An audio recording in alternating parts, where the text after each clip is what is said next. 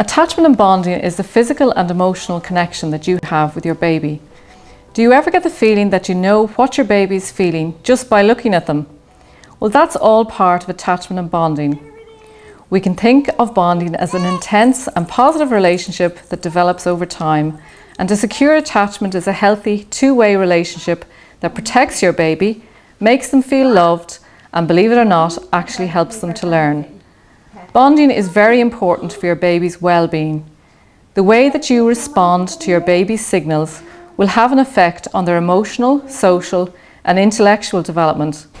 When you pay attention to your baby's crying in a consistent way, your baby forms a strong sense of security and belonging. Once your child feels secure and looked after, they are better able to control their reactions to situations that they find scary or stressful.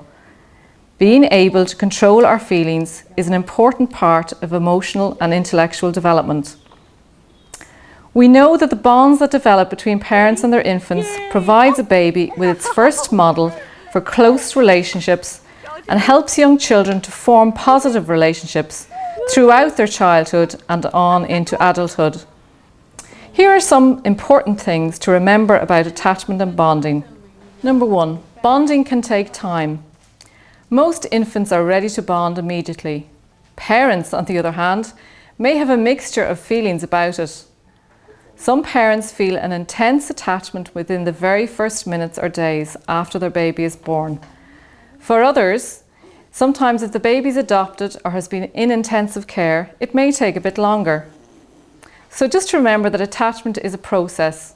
It happens over time.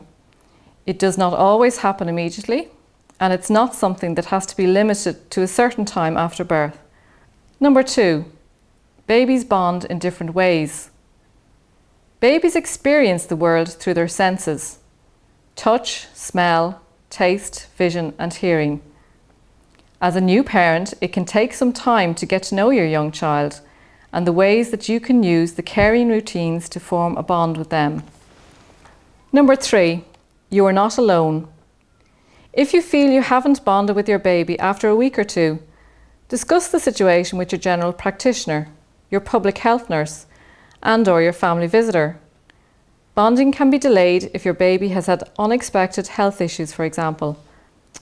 So remember, bonding is a complex, personal experience that often doesn't happen overnight. There's no magic formula and it can't be forced.